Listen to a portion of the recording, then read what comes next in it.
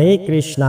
सभी का स्वागत है। श्रीमद् भगवद गीता का सुंदर पाठ हम श्रवण कर रहे हैं। स्वयं श्री कृष्ण के द्वारा ये ज्ञान हमें दिया जा रहा है।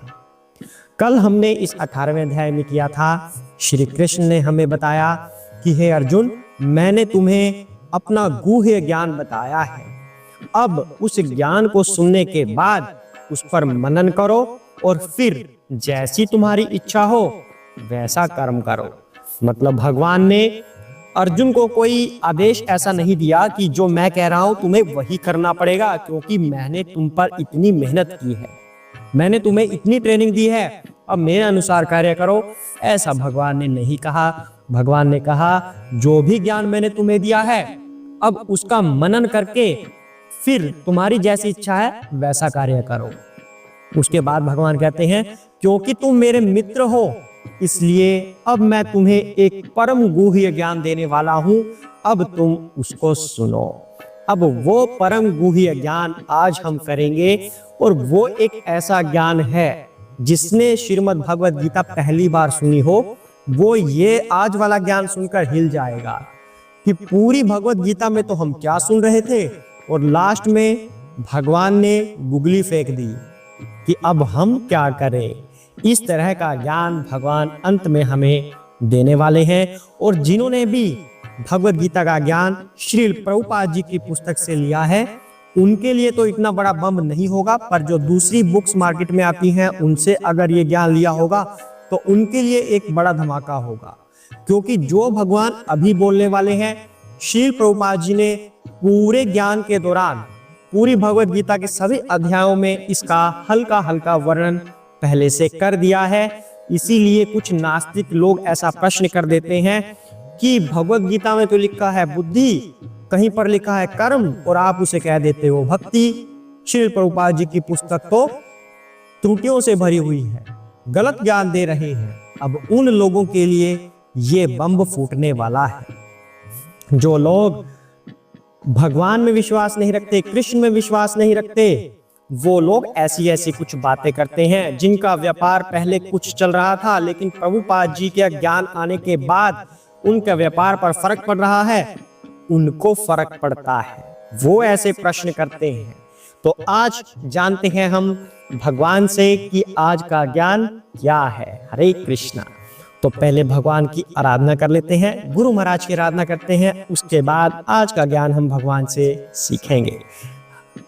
ओम अज्ञानतिमिरान्धस्य ज्ञानाञ्जनशलाकया चक्षुरुन्मीलितं येन तस्मै श्रीगुरुवे नमः। श्रीकृष्ण चैतन्य प्रभु नित्यानंद श्री अद्वैत गदाधर श्रीवासादि गौर भक्तवृंदा। हरे कृष्णा कृष्ण कृष्ण हरे हरे, हरे राम राम राम हरे हरे। हरे कृष्णा। आइए आज का पाठ आरंभ करते हैं। मत मना भाव मत भक्तः मत याजी माम नमस्कुरु मामे वैश्यसि सत्यम ते प्रतिजाने प्रिय असि मे। हरे कृष्णा। सदैव मेरा चिंतन करो, मेरे भक्त बनो, मेरी पूजा करो और मुझे नमस्कार करो। इस प्रकार तुम निश्चित रूप से मेरे पास आओगे। मैं तुम्हें वचन देता हूं क्योंकि तुम मेरे परम प्रिय मित्र हो। हरे कृष्णा। भगवान एक निचोड़ सा दे रहे हैं अर्जुन को कि अर्जुन तुम्हें क्या करना है। इतना कुछ भगवान ने समझाया है अर्जुन को, ऐसा करोगे तो वैसा हो जाएगा, ऐसा करोगे तो वैसा हो जाएगा। भगवान निष्कर्ष दे रहे हैं कि तुम्हें कुछ करने की आवश्यकता ही नहीं, तुम केवल मेरी शरण में आ जाओ, उसके बाद अगला कार्य मेरा है। भगवान कह रहे हैं मेरा चिंतन करो। अब अगर किसी व्यक्ति को यह बात बोल दें कि भगवान का चिंतन करना है, पिछले भी कुछ अध्यायों में ये श्लोक ऐसा ऐसा आ चुका है, उसमें भी भगवान ने बताया है ये, पर फिर से भगवान बता रहे हैं क्योंकि हमारी आदत है ना छूटती नहीं। जो रूटीन हमारा चल रहा है उस पर हम चलते रहते हैं, जो अच्छी अच्छी बातें हैं भगवान ने बताई हैं हम उसको भूल जाते हैं। इसलिए भगवान ने दोबारा से ये बताया है कि मेरी शरण में आ जाओ, किसी आम व्यक्ति से हम कहें कि भगवान की शरण में आ जाओ, तो फिर वो क्या कहेगा? नहीं, मैं शरण में नहीं आ सकता, इतना काम मुझसे नहीं होगा, मैं हर समय भगवान का चिंतन कैसे करूं, हर समय मैं अपने मन में भगवान नहीं रह सकता, मुझे और भी बहुत काम करने होते हैं। तो ठीक है जी, अगर आप हर समय मन में भगवान को नहीं रख सकते तो कम से कम भक्त बन जाओ भगवान के। तो कहते हैं नहीं जी, मैं भक्त नहीं बन सकता, मुझे तो और भी बहुत सारी चीजें करनी होती है, मैं तो किसी और का भक्त हूँ, मैं अब कृष्ण का भक्त नहीं बन सकता। तो फिर तो उसको अगर हम बोले कि भगवान की पूजा कर लो, कि मान लो तुम हर समय चिंतन नहीं कर सकते भगवान का, और अगर तुम भक्त भी नहीं बन सकते भगवान के, तो फिर क्या करो? कम से कम भगवान की पूजा कर लो। तो वो कहता है नहीं जी, मैं पूजा भी नहीं कर सकता, मेरे पास तो कोई और है, मैं तो उसकी पूजा करता रहता हूँ, मैं पूजा नहीं कर सकता, मेरे से नहीं होगा। तो ठीक है जी, पूजा भी नहीं हो रही तो भगवान कहते हैं मुझे नमस्कार करो। अगर हम उस व्यक्ति को बोले कि भगवान को नमस्कार करो, तो व्यक्ति कहेगा हाँ ये काम ठीक है, मैं नमस्कार कर लूंगा, उसमें क्या जाता है, आते जाते नमस्कार कर दूंगा। अगर हम किसी व्यक्ति को इतना भी बोल दें कि भगवान को नमस्कार करना सीख जाओ, नमस्कार किया करो, उससे क्या होगा? वो रोजाना भगवान को नमस्कार करेगा, धीरे धीरे धीरे धीरे धीरे वह भगवान की पूजा भी करने लगेगा। जब वो पूजा करेगा तो वो भगवान का भक्त भी बन जाएगा, और जब वो भक्त बन जाएगा तो हर समय भगवान का चिंतन करेगा। वही भगवान यहाँ पर कह रहे हैं कि इस तरह से करो, मेरी शरण में आ जाओ। अब भगवान कहते हैं कि अगर तुम इस तरह से मेरी शरण में आते हो तब क्या होगा? तब तुम मेरे पास आ जाओगे। मैं तुम्हें वचन देता हूं इस बात का कि तुम मेरे पास आ जाओगे, अगर मुझे नमस्कार करोगे, मेरी पूजा करोगे, मेरी शरण में आओगे, मेरा ही चिंतन करोगे, मेरे भक्त बनोगे, तब तुम मेरे पास आओगे। और इस बात का भगवान वचन दे रहे हैं श्रीमद् भगवद गीता में। अब ये सोच लीजिए, जो वचन भगवान श्री कृष्ण ने हमें दे दिया वह असत्य तो नहीं हो सकता। अगर हम कहें कि ये तो पुस्तकों में लिखी हुई बातें हैं, पर जो ये पुस्तक से पढ़ के मैं आपको सुना रहा हूं, ये कोई साधारण पुस्तक नहीं है और किसी साधारण व्यक्ति द्वारा लिखी हुई नहीं है। श्री कृष्ण की जो गुरु परंपरा है, मतलब श्री कृष्ण से जो गुरु परंपरा चलती आ रही है, उन गुरु परंपरा के गुरु के माध्यम से ये पुस्तक लिखी गई है। उसमें ये लिखा है कि श्री कृष्ण वचन दे रहे हैं कि अगर तुम मेरी चिंतन करते हो, मेरी शरण में आते हो, मेरे भक्त बनते हो, मुझे नमस्कार करते हो, तो श्री कृष्ण वचन दे रहे हैं कि तुम मेरे पास ही आओगे, कहीं और नहीं जाओगे। और अगर श्री कृष्ण के पास हम चले गए तो ये जन्म जन्मांतरों से पीछा छूटना तो होगा ही, हमें आनंद और रस की प्राप्ति भी होगी। तो हमें करना क्या है? हमें भगवान का कम से कम नमस्कार तो आरंभ कर ही देना है। धीरे धीरे हम भक्त बनेंगे और भगवान का चिंतन करने लगेंगे। और सबसे अंतिम स्टेज कौन सी होती है भक्ति की? कि हमें भगवान से प्रेम हो जाए, हर समय मन में चिंतन हो जाए, हर समय प्रेम हो जाए, चिंतन में भगवान, प्रेम में भगवान। जैसे अर्जुन सोते हुए भी कृष्ण कृष्ण कृष्ण कृष्ण कृष्ण करते रहते थे। अब एक बार भगवान ने बोला रुक्मिणी जी को कि मेरा सबसे बड़ा भक्त, मेरा सबसे प्रिय भक्त अर्जुन है। तो उन्हें थोड़ी सी ईर्ष्या फील हुई रुक्मिणी जी को। कहते कैसे भगवान, आप बताइए, मैं भी तो आपकी भक्त हूँ। तो श्री कृष्ण बोले जरा अर्जुन सो रहा है, उसके पास धीरे से जाना और सुनना, क्या तुम्हें कोई आवाज आ रही है? तो अर्जुन से आवाज आ रही थी कृष्ण कृष्ण कृष्ण। दंग रह गई रुक्मिणी माता ये सुनकर कि सोते हुए भी अर्जुन के अंदर से कृष्ण की आवाज आ रही है। तो ऐसा भक्त हमें भी बनना है। और भगवान कह रहे हैं इसकी सबसे प्रथम सीढ़ी क्या है? भगवान को नमस्कार करना। धीरे धीरे हमारे विकार जाएंगे, हम शुद्ध होते जाएंगे, भगवान के भक्त बनेंगे। अगला जो श्लोक अब आता है, ये श्लोक है वही जो बम फोड़ने वाला काम करता है। कि जिसने कोई और पुस्तक पढ़ी होगी भगवद गीता की, कि पूरी भगवद गीता में क्या था और अब क्या है। अब आइए जानते हैं इस श्लोक में भगवान क्या कह रहे हैं। सर्वधर्मान् परित्याज्य मामेकं शरणं व्रज अहं त्वां सर्वपापेभ्यः मोक्ष्यिष्यामि मा शुचः। हरे कृष्णा। समस्त प्रकार के धर्मों का परित्याग करो और मेरी शरण में आओ, मैं समस्त पापों से तुम्हारा उद्धार कर दूंगा, डरो मत। हरे कृष्णा। भगवान ने अब ये बात बोल दी यहां पर कि डरो मत अर्जुन, तुम्हें किस बात का डर है, मेरी शरण में आ जाओ, मैं तुम्हें अभय दूंगा, मैं तुम्हारा उद्धार करूंगा, चाहे कितने भी पाप क्यों ना हो गए हो तुमसे, अगर तुम सरेंडर कर देते हो, मेरी शरण में आते हो, तो मैं तुम्हारी रक्षा करूंगा, तुम्हें डरने की आवश्यकता नहीं है। तो अब जानते हैं कि इस श्लोक में ऐसा क्या भगवान ने बोल दिया कि बम फूट गया, कि पूरी भगवत गीता में क्या था और लास्ट में भगवान ने क्या बोल दिया। सबसे पहले तो ये समझिए, भगवान यहां पर कह रहे हैं समस्त प्रकार के धर्मों का त्याग करके। तो इसका मतलब क्या ये बनता है कि मुस्लिम धर्म को छोड़कर मेरे पास आ जाओ, सिख धर्म को छोड़ के मेरे पास आ जाओ, ईसाई को छोड़ दो, जैन को छोड़ दो, बौद्ध को छोड़ दो, हिंदू को छोड़ दो। अब भगवान के आगे सब कुछ सनातन है। भगवान श्री कृष्ण सनातन है, जो सदैव रहते हैं, पहले भी थे, आज भी है, आगे भी रहेंगे। तो यहाँ पर इस लाइन का मतलब ये नहीं है कि अपने मुस्लिम, सिख, ईसाई, जैन, बौद्ध ये सब धर्म छोड़कर मेरे पास आ जाओ। ये धर्म उस समय है भी नहीं थे जब भगवान ने ये भगवत गीता सुनाई। तो भगवान इसका मतलब इन धर्मों की बात तो नहीं कर रहे जो हम सोचते रहते हैं और जिन्हें सोच सोचकर हम लड़ते रहते हैं। ये सभी धर्म तो कलयुग में बने हैं, कुछ ही साल पहले। कोई 500 साल पहले बना है, कोई 700 साल पहले बना है, कोई 1000 साल पहले बना है। ये उस समय के नहीं है। भगवत गीता तो 5000 साल पहले बोली गई है, 5000 से भी थोड़ा ज्यादा हो चुका है। तो फिर किस धर्म की बात भगवान यहाँ पर कर रहे हैं? भगवान ने पूरी भगवत गीता में बहुत सारे योग हमें बताए हैं। कर्म योग, निष्काम कर्म योग, सकाम कर्म योग, ध्यान योग, इतने सारे भगवान ने योग बताए हैं। अलग अलग वर्ण व्यवस्था बताई है, उसका कर्म ये है, उसका कर्म ये है।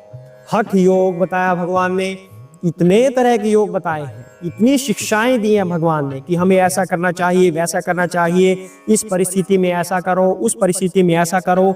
यहाँ पर धर्म का मतलब है कर्तव्य से, कर्म से, कि हम क्या कर्म कर रहे हैं, हमारा कर्तव्य क्या है, इस सिचुएशन में हमारा क्या कर्तव्य बनता है। अगर कोई किसी महिला को तंग कर रहा है तो उस समय पर हमारा कर्तव्य क्या है, उसकी रक्षा करने का। हमारा धर्म क्या है, उसकी रक्षा करने का।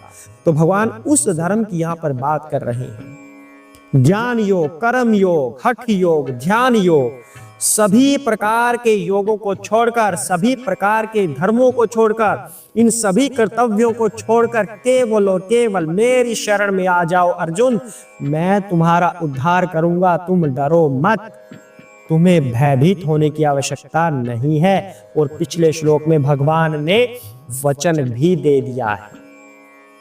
अब यहां पर एक बात और बड़ी महत्वपूर्ण है, शरण में आ जाओ, मेरी शरण में आ जाओ। ये शरण में कैसे आया जाता है? हम तो भाई माता की भी पूजा करते हैं, हम तो हनुमान जी की पूजा भी करते हैं, मंगलवार को प्रसाद चढ़ा कर आते हैं, हम तो शिव जी की पूजा भी करते हैं, सुबह जल चढ़ा के आते हैं। तो सभी की शरण में है फिर तो हम, तो आपकी शरण में भी हैं प्रभु, हम आपकी कथा सुन रहे हैं, आपकी शरण में तो हैं, तभी तो सुन रहे हैं। ऐसा नहीं है। शरण में आने का क्या मतलब है कि मेरी शरण में आ जाओ, क्या मतलब बना शरण में आने का? अब इसके 6 पॉइंट हैं यहाँ पर। शरण में आने का मतलब क्या बनता है, इन 6 पॉइंट से हम समझते हैं। सबसे पहले, जो चीजें भक्ति के अनुकूल हो उन चीजों को स्वीकार किया जाए, जो कृष्ण भक्ति के अनुकूल है। एग्जाम्पल के लिए, सुबह उठना, जल्दी उठना भक्ति के लिए अनुकूल है? हाँ जी है। श्री कृष्ण की भक्ति सुबह उठकर कीजिए, ब्रह्म मुहूर्त में कीजिए, वो अनुकूल है, भले ही हमें वो अच्छा ना लगे। अब सुबह उठना किसको अच्छा लगता है? अरे यार सुबह कौन उठेगा, इतनी जल्दी नहीं उठा जाएगा। पर अगर वो भक्त होगा उसे बताया जाएगा ये भक्ति के अनुकूल है। अगर तुम सुबह उठते हो तो अच्छा अच्छा भक्ति के अनुकूल है, चलो फिर उठ जाएंगे, ठीक है ऐसे, तो फिर उसको स्वीकार कर लिया। दूसरा पॉइंट, जो भक्ति के अनुकूल नहीं है उन्हें अस्वीकार कर दिया जाए। उदाहरण के लिए शराब का सेवन नहीं करना, मांसाहार नहीं करना। मुझे तो बड़ा अच्छा लगता है भाई, रात को 12-12 1-1 बजे तक मूवीज देखूं मैं, नेटफ्लिक्स पे, अमेजोन पे मूवीज देखना या सिनेमा में जाना, मुझे तो अच्छा लगता है मूवीज देखना। भाई ये भक्ति के अनुकूल नहीं है, अब तुम देख लो। अच्छा फिर नहीं देखूंगा मैं, ठीक है, रिजेक्ट कर दिया इसको, अस्वीकार कर दिया। मैं समय पर सोऊंगा, सुबह टाइम से उठूंगा ताकि भक्ति के अनुकूल बन सके। तो अस्वीकार कर देना उन चीजों को जो भक्ति के अनुकूल नहीं है। तीसरा, इस बात का विश्वास रखना कि भगवान ही मेरी रक्षा करने वाले हैं। अगर जॉब चली गई तो भाई अब क्या होगा, अब भगवान ही रक्षा करेंगे, श्री कृष्ण ही मेरी रक्षा करेंगे क्योंकि मैं उनका दास हूं, भगवान मेरी रक्षा करेंगे। ऐसा नहीं कि सामने ट्रेन के आगे खड़ा हो गया, मैं देखता हूं अब भगवान मेरी रक्षा कैसे करेंगे और भगवान का ही हम टेस्ट लेने लग जाएं, इस तरह से नहीं। भाई जॉब चली गई कोई बात नहीं, भगवान मेरी रक्षा करेंगे। किसी मुश्किल परिस्थिति में फंस गए तो भगवान ही मेरी रक्षा करेंगे, इस बात का विश्वास होना। चौथा पॉइंट, भगवान ही पालन करने वाले हैं, इस बात को मन में बिठा लेना। जॉब चली गई, अब कोई दूसरा पूछेगा भाई अब कैसे तेरा पालन पोषण चलेगा, तेरी जॉब चली गई। भाई पहले भी भगवान ने पालन पोषण किया था, आगे भी भगवान ही पालन पोषण करेंगे। इसका मतलब ये नहीं कि कर्म करना छोड़ दो, क्योंकि भगवान ने भगवत गीता में कर्म करने के लिए बोला है, कर्म छोड़ने के लिए कभी नहीं बोला। कुछ लोग ऐसा बोल देते हैं कि ये भाई भक्त लोग जो होते हैं ये तो लोगों को ऐसे ही बना देते हैं कि कुछ काम ना करो, बस बाबे बन जाओ, संत बन जाओ, ऐसे बनाते हैं, अपने साथ शामिल कर लेते हैं। नो, भगवत गीता में भगवान ने ऐसा कहीं नहीं कहा। तो फिर जो भक्त लोग हैं वो कैसे कह सकते हैं? भगवान ने कहा है कि कर्म तो हमें करना ही होगा, पर कर्म इस तरह से करना है कि वो कृष्ण भावना भावित हो। कर्म करना है लेकिन मन में ये विश्वास होना चाहिए हमारा पालन भगवान श्री कृष्ण करेंगे। नास्तिक लोगों का भी भगवान ही पालन पोषण करते हैं, मैं तो फिर भक्त हूं, मेरा क्यों नहीं करेंगे? पशु पक्षियों का, उनका पालन पोषण भगवान कर रहे हैं। जो कहते हैं मैं किसी भगवान को नहीं मानता, मैं तो सेल्फ मेड मैन हूं, मैंने अपने दम पर यह सब कुछ किया है, मतलब मिथ्या अहंकार जिसको होता है उसका पालन पोषण भी भगवान कर रहे हैं, तो मेरा क्यों नहीं करेंगे? ये हो गए 4 पॉइंट। 5वां पॉइंट क्या है? अपने आप को कंप्लीटली सरेंडर कर देना, श्री कृष्ण के प्रति स्वयं को समर्पित कर देना कि हे प्रभु जो कुछ भी है वो आपका है, मैं आपका हूं, आप ही मेरे स्वामी हैं, मैं आपका दास हूं।